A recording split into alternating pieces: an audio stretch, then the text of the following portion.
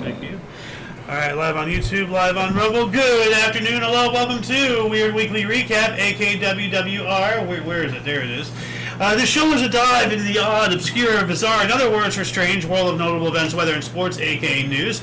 I'm Alexander. Golden Loon. And UVRU. Thank you so much for coming in and joining us. Today is, of course, Saturn's Day, aka Saturday, July 18th, 2026, and it feels every bit of July. Yeah, we're in the heart of it right now. 74 and sunny. It's actually not bad. 74 and sunny? Who are you kidding?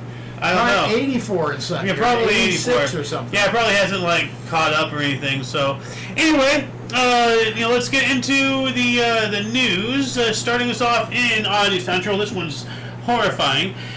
Parents criticized for fattening 3-year-old daughter to 77 pounds by shooting mukbang videos. Now, for those of you who do not understand what mukbang is, it looks like they actually summarize it here. The mukbang trend, where people film themselves eating impressive amounts of food for the entertainment of their viewers, is one of the most controversial cultural phenomena of the 21st century. What's his face? The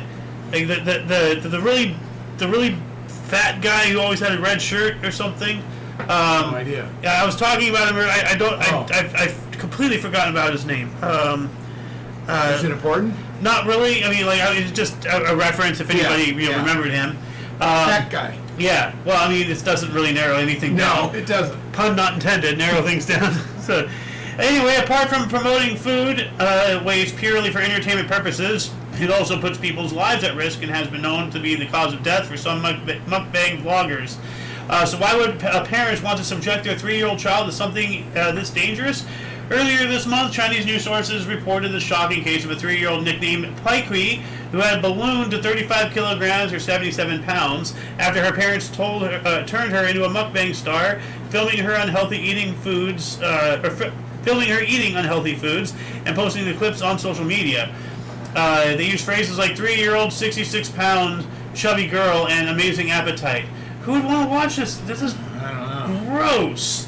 Who would want to watch a 3-year-old, overweight child eat food?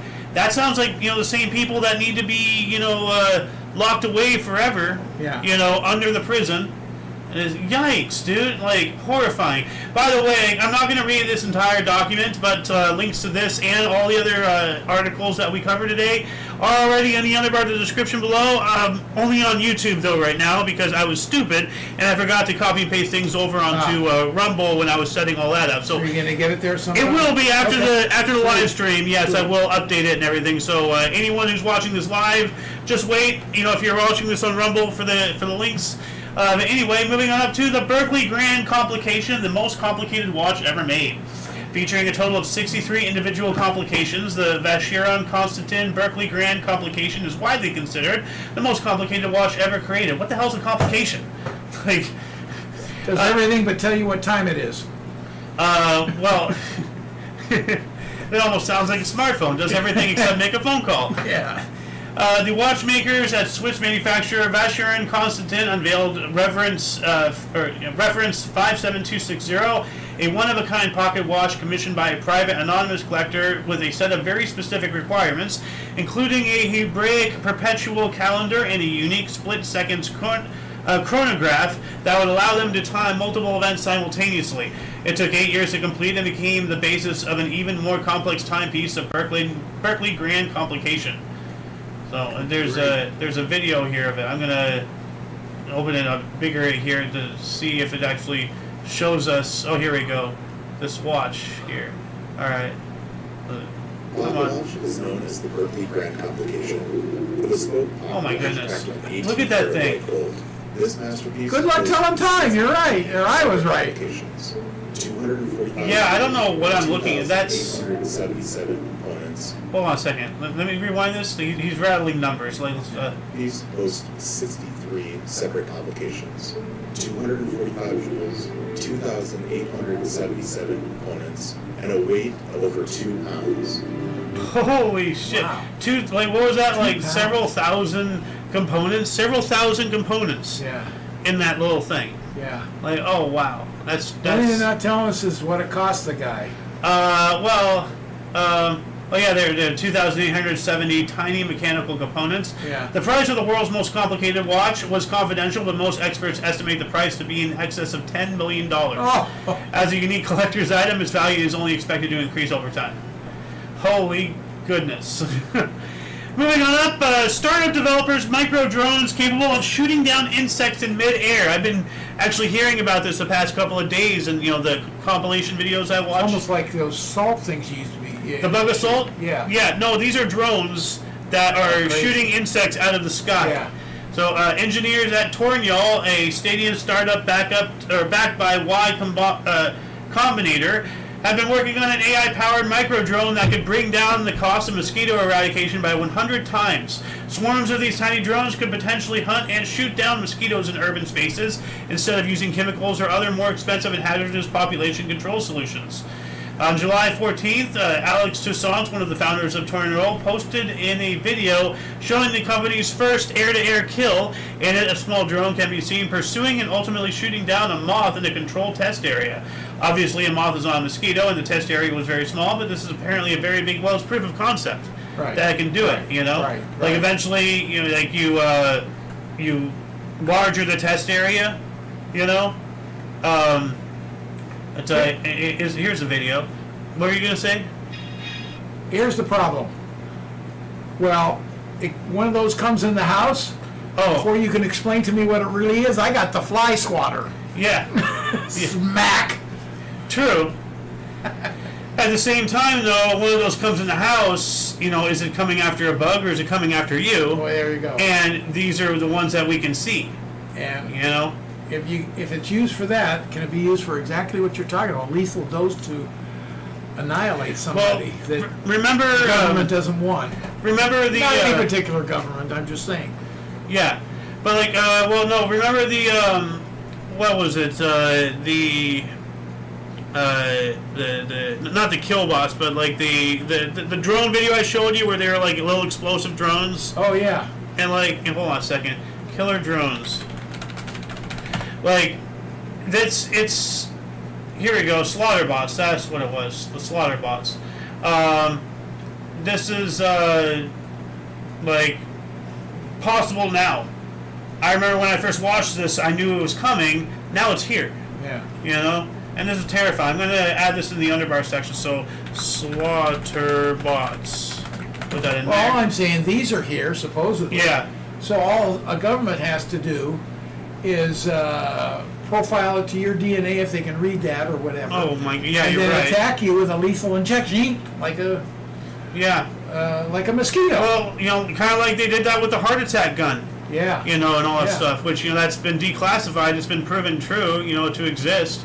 That's horrifying. Yeah. What else do we got here? The paper towel paintings of Helena Minginowicz. All right. She discovered a drawing and painting as a form of expression while growing up in the city of Poznań, Poland. Even today, she has ideas and thoughts that she feels much more comfortable displaying on the canvas and putting into words. One such idea helped her discover a most unusual canvas, a humble paper towel. Canvas is harder, it's bigger, and much more impressive in contrast than paper napkins is like a joke. But we are something like this, end quote. That was a quote by the Polish artist who told the We Present magazine. And another quote here, we are trying to be canvases, but we are paper towels. It's so touching to me that we still try to be immortal, end quote. Okay, so she's being incredibly profound. It says, using a fragile, highly absorbent canvas like the paper towel makes the painting process a difficult affair, but Helena Maginowicz likes to mainly free-handed anyway. She only uses outlines she only outlines her general design on the towel and proceeds to carefully airbrush the painting, adding elements as she goes along. So it's got to be, because it is absorbent. That's got to be a real problem. But I mean, look at that. Horses and everything. What am I looking bunnies. at right there? That's paintings on a paper towel. I know, but is that two horses head to head? Yeah, two horses. Okay, like being affectionate or something. I got it. And then two bunnies cuddling here. Yeah. I can't click them to make them bigger. No. This is like some person laying down. They have an egg in their belly. Yeah. So obviously it's a representation of a pregnant lady. People kissing. Yeah. And this is someone. It just kind of looks like they're morphing into the paper towel. Pretty talented. I know, it's awesome. What else we got here? Suspended motorway in China passes straight over a dozen apartment buildings. Oh, man. Lovely. Completed in 97, the Shokuilisi Bridge, aka Shuikoshi Overpass, quickly found itself at the center of an unusual residential project. Faced with a shortage of available land for affordable housing, the authorities of Goyang City decided to use the space under the bridge to erect a number of apartment buildings. The idea of building right under the Shokuilisi Bridge was to take advantage of unused land near the center of the city instead of expanding outwards on the outskirts. This way, residents could have easy access to the city center, but there was obviously a compromise. The over a dozen apartment buildings rising up all the way to the bridge would be affected by traffic noise and vibrations. Well, the rent may be cheap, but for a reason. It answered my question, who was there first? Yeah. It was the overpass, Yeah, apparently. yes, of course. Yeah. But that's, there's been so many, especially, depictions of dystopian cities and everything, but, even in cartoons like Hey Arnold and all that stuff, it depicts buildings occupying the spaces directly under the freeways and everything. Yeah. And I always built that way in SimCity and in City Skylines and all that stuff. I just thought that that's what people did, but this seems to be Well, as far as I've seen stuff built under, even here in LA. Yeah. Under freeways and such. But it's mainly not industrial. Apartments. I've never seen. Yeah. Yeah. Yeah. So true. Maybe that's why this is so. Why this has its own story, because it's apartments. If it creates affordable housing, more power to it. Yeah. Well, that's if the rent is actually cheap. So what else we got here? Katsuobushi, the world's hardest processed fish. Why would you want this? It is a Japanese traditional food product created by putting skipjack tuna through a long and complex manufacturing process that includes fermentation and maturation. The end result is a piece of dried fish with a moisture content of around 18% that is rock hard and shines like a jewel. And you eat this. Yeah. What the hell? We eat beef jerky, but this still has fluid. This is rock solid. Yeah. Well, 18%. I don't know. It's not a whole lot of water, but it's water. Yeah. The history of fermented katsuobushi can be traced back to the Edo period from 1603 to 1868, although mentions of fish that has been boiled and dried hard can be found in the Euro Code of 718. It remains an essential ingredient for the dashi stock used to make popular dishes like miso soup and shoba dipping sauce. Oh, okay, so you don't actually eat that, you just use it to add flavoring or whatever it is. Okay. Are you sure you don't eat it?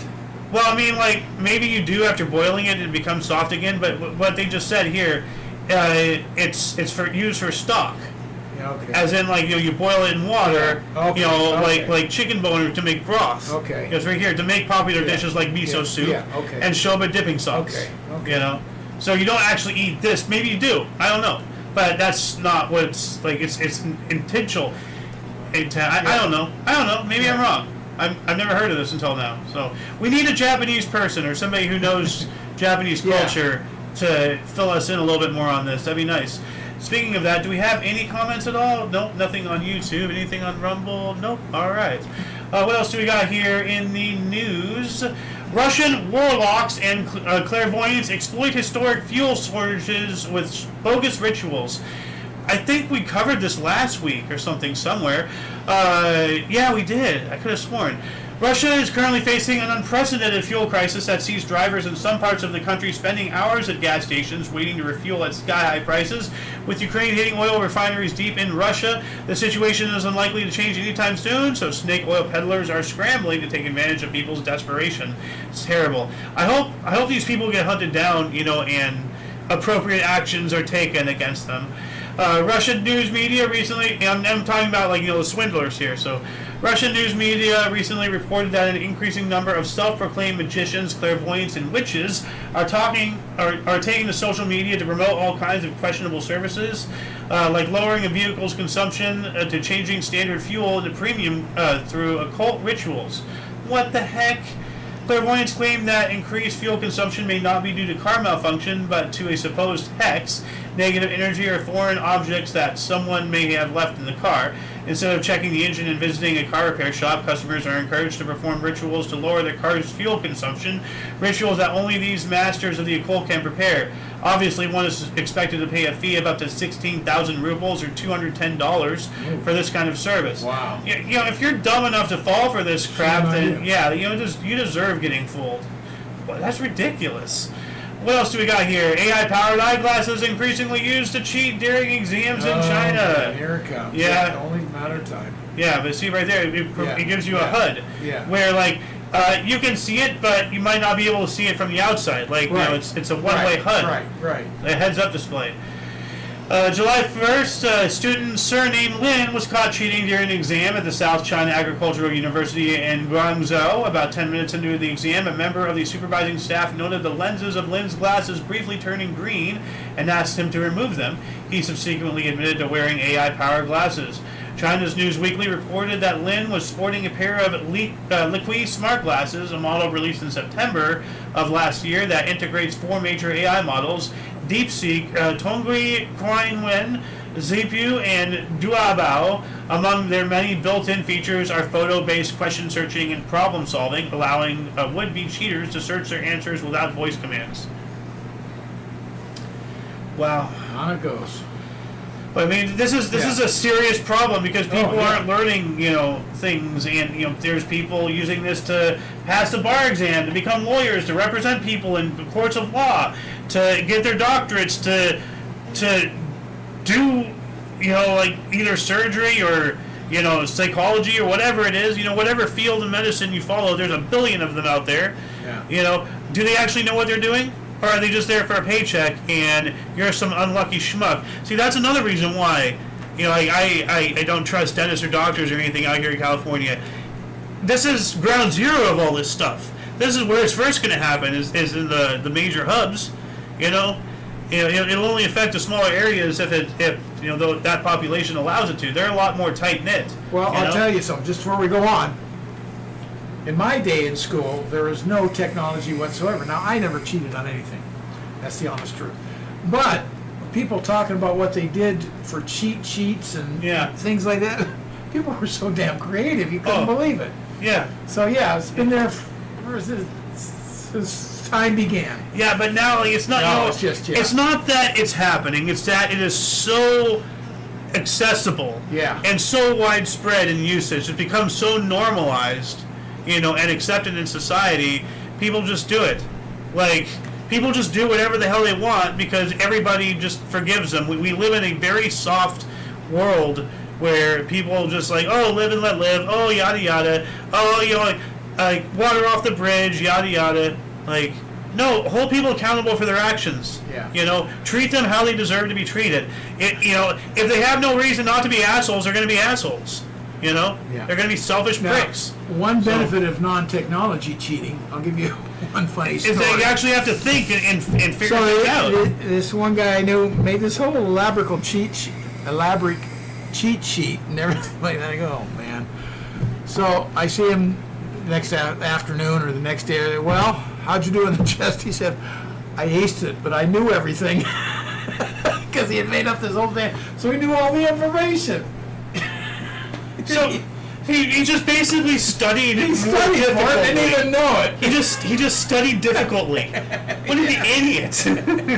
What a brilliant idiot! Oh, God.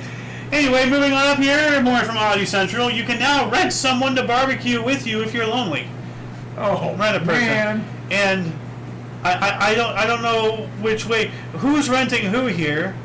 And that raises a lot of questions. I was going to go with, I thought the story may go this way, and that's going to be for it. If you bring someone over to barbecue for you, hey, not a bad idea. Well, that's just hiring a private chef at that point. Ever feel like firing up the barbecue only to quickly realize you have no one to share a cold beer with? So what? You crack open one anyway. Well, let's see. You can actually rent a total stranger as a barbecue mate for just $15 to $65 per day. The unusual service has been gaining traction in Russia, with dozens of ads identified as on classified platforms. Depending on how eager you are to please and how much you're willing to spend for their services, barbecue companions can get the barbecue ready, grill the meat, pitch a tent, and keep you company. Some even offer to find a suitable place for a barbecue and take care of all the groceries as long as you pay for the bill. Their fees range from 1,000 rubles, $13, to 5,000 rubles, or $65. Wow. So exactly what you just said. Yeah. You can. Yeah. Wow.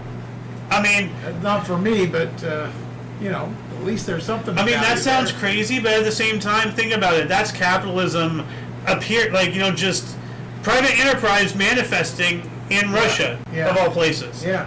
While out here in the States, we're squashing every little thing that comes out because, good heavens, heaven forbid, anybody try to compete against Amazon or Microsoft or any of this crap, freaking Walmart and all that stuff. Everybody just gets squashed. Meanwhile, in Russia, you have a fair shake of a chance out in Russia. What the hell? Wow. What else do we got here? Man uses plunger to pop balloons for Guinness World Record. Yeah, this is crazy. I saw this on your Thumbnail. thumbnail. Yeah. Andrei Orlov, at the age of 32, took the record for the most balloons popped with a plunger in 30 seconds from Canadian Kevin Dane, who set the record at 23 in 2025. So let's just see here. Is there a needle in there or something, or is he just like Just sure. pressure? Yeah. Okay. So my question is, can you just use a needle? I'll beat the hell out of them. Well, my question is, You have to use a plunger. my question is, is this what this guy wants to be remembered for? This is kind of it's cool, but at the same time, get a life, Yeah. Oh, cool. You popped the most balloons in 30 seconds with a plunger. Did that pay the electric bill? Okay, well then you wasted both your life and a little bit of mine. I mean, I don't know what else to say about that. Yeah. It's some of these things just need to go. It's weird. 3,100 or 31,075 skydives recorded on one day in 43 countries. How is that even possible? This is some kind of Oh. organization. Okay, here we go. A total of 31,075 coordinated skydives took place in 43 countries in a single day to break a world record for the most recorded skydives completed in a single day.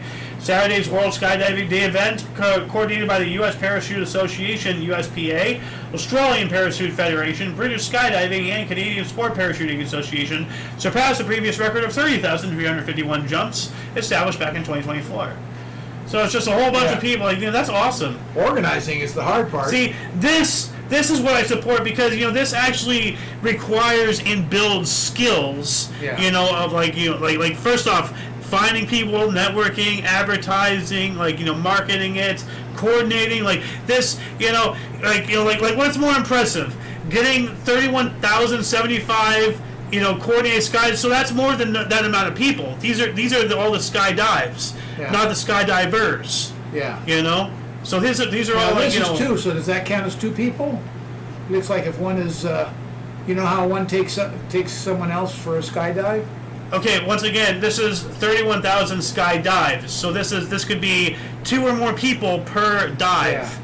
Yeah. So it didn't say skydivers. Okay, skydives. Skydives. So there's a lot more than 31,000 people doing this, which is impressive, versus the guy popping the balloons with the plunger. Yeah, Whoop-de-doo, what else do we got here? Seattle's round raccoon Jimothy became viral star. It's really sad. I don't know why people celebrate stuff like this. It has some kind of deformity. Yeah. An unusual Seattle raccoon dubbed Jimothy is becoming a viral celebrity due to its apparent shortened spine, giving him a unique spherical appearance. Kiana Hall captured video when she spotted the non-traditional trash panda emerging from beneath a car in the Ballard neighborhood. So there's a video somewhere. Here it is. See, it's round because its spine is really short. Yeah, it's deformed. Yeah. You're born with a deformity. That's sad, dude. Yeah. Blue Angels fly over, sends umbrellas, chairs airborne at Florida Beach. We can just watch this. They got way too close. Showing a Navy jet flying extremely low over Pensacola Beach in Florida during the Blue Angels flight demonstration. Watch as the jet That's too soars close. feet over the heads of dozens of That's way too beachgoers, close. Tents seen collapsing, umbrellas and chairs lifting off the I mean, there's ground, entertaining and visitors- people, and then there's potentially that, that's, I hope that pilot got his wings clipped permanently, because that's way too close to the deck, around civilians. Yeah. That's not good. That is not good. What if that blew over some old person and they broke their neck? That could have killed people, That's dangerous. Yeah. Dog rescued from mountain after consuming marijuana. Okay, there we go. A rescue team was summoned to the tallest mountain in Scotland to rescue a Labrador that became ill after consuming cannabis. Krista Boone said her 5-year-old black lab named Tokyo started showing symptoms during a family hike near the peak of Ben Nevis.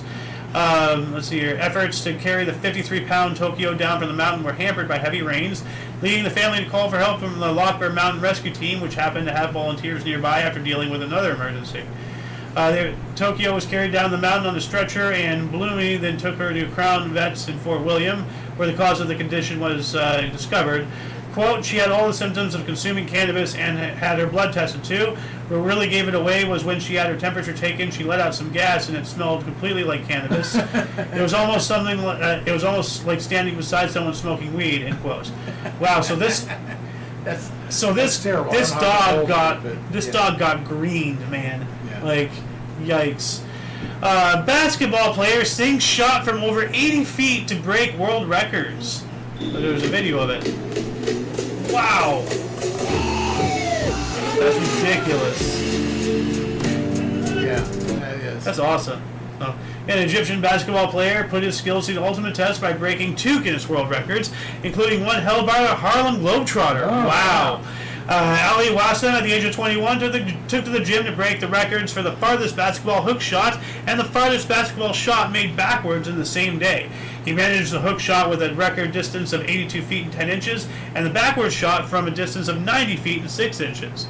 The backward shot record was previously held by Harlem Globetrotter star Corey Thunder Law, who made a shot from 87 feet and 8 inches back in 2024. That's awesome. Yeah. Good job, man.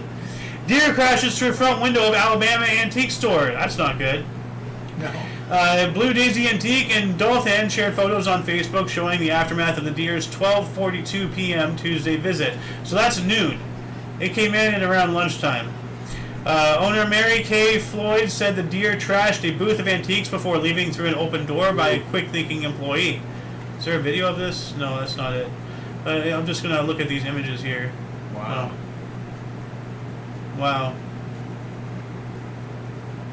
I would go away. I don't want to join Facebook. Oh, well, I guess they're trying to force me to. Okay, well, I'm not interested. What else do we got here? Columbia Theme Park installs world's largest piggy bank. So, video here. At first, it looked like a Charmander.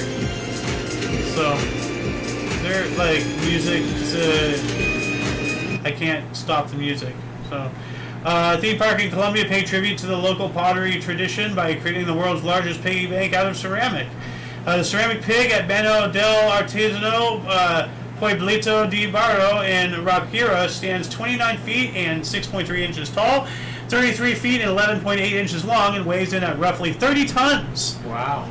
Well, I wonder if they're going to actually fill it with coins, and then Yeah, one day, thousands of years later in the future from the past, they hit it with a hammer and collect. Would that be cool though? To have an amalgamation of coins throughout the decades and centuries. It starts on the bottom with the freaking 1,000 years ago, and then up to more recent. Yeah. That'd be cool to have something like that. To see something like that. What else do we got here? Pole dancing accident floods 2 Houston apartments. Whoa, that doesn't sound good. Don't be a stripper. How about that for an idea? A Houston female said she is done practicing pole dancing at home after a mishap led to 2 apartments being flooded. Yeah, I wouldn't have to need to flood I wouldn't have to need to flood one apartment to know not to pole dance.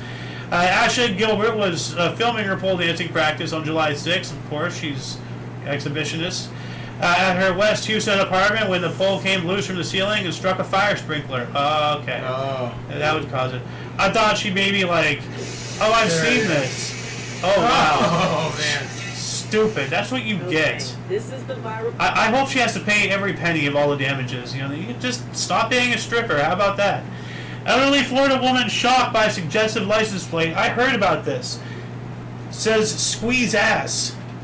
Oh man. Why would they give that to her? That's ridiculous. Poor 76-year-old, lady, old Florida woman, received her new license plate in the mail and went ballistic when she saw the letter and number combination SQZASS or A55. So she didn't ask for it. She No, just got it. Yeah, no, they just gave it to her. Yeah. They didn't do any background. It was like, oh, squeeze ass. Let's not just give this out because that's supposed to be a vanity plate. Like that shouldn't happen by accident. And what's even worse is if you look at the logo on Florida, it's two oranges. It looks like an ass. No. So, Probado Beach resident Nancy Dello Stritto said the license plate quickly became the talk of her retirement community. Well, don't just broadcast it to your neighbors. Get it replaced or something. And with one more article here. School district changes policy after student graduates with an 11.99 GPA. Yeah, the bar is so low that actual smart people come out with these outrageous numbers. We're Dragon Ball Z-ing our schools. A Florida school district is changing the way it calculates grade point averages after a student graduated with a record-breaking 11.99 GPA. Vaibhav Bakshar, who graduated as valedictorian of Steinbrenner High School and Lutz, finished school with an 11.99 weighted GPA, breaking the state record 11.84 set by Gaither High School graduate Dylan Mazard in 2022. Baskar was able to achieve such a high GPA due to Hillsborough County's policy of awarding bonuses beyond the standard 4.0.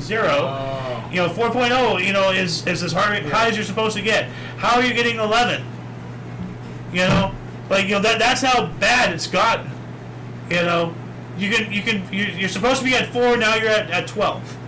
It's 4, 8, 12. It's 3 times worse than it's supposed to be. Absolutely reprehensible. But anyway, that shall conclude the show. Once again, please check the underbar description below for any links that you may find interesting, including but not limited to all things Omni Coalition. And I'm going to try to change the things here, but it might be an hour or so because we're going to skedaddle out of here, go to the gym, and then try to be back because we have a history show in an hour and a half from now. So, Yep. But yeah, for your dose of different, odd, and unusual news, aka notable events, weather, and sports, we stream every Saturday at 3 p.m. Pacific Time, 4 Mountain, 5 Central, and 6 p.m. Eastern Standard Time, respectively. We do have other shows. I spoke about the history show we do every day at 5 p.m. Pacific Time, and the first Sunday of every month we have IOYO. which is I'm okay, you're okay. Yeah, that's how we have to remember. We got to intro the shows saying in unison like that. Yeah. Even though we'll totally sound like, my freaking aunts and all that stuff. The sisters, So Maybe that's not a good idea. I don't know. Anyway, what's the code word to let us know that they're still watching up until now? Oh, cold word. Light. Light. All right, yeah, put light in the comments. Speaking of comments, do we have any comments? All right, no, we don't there. And not in Rumble either. Okay.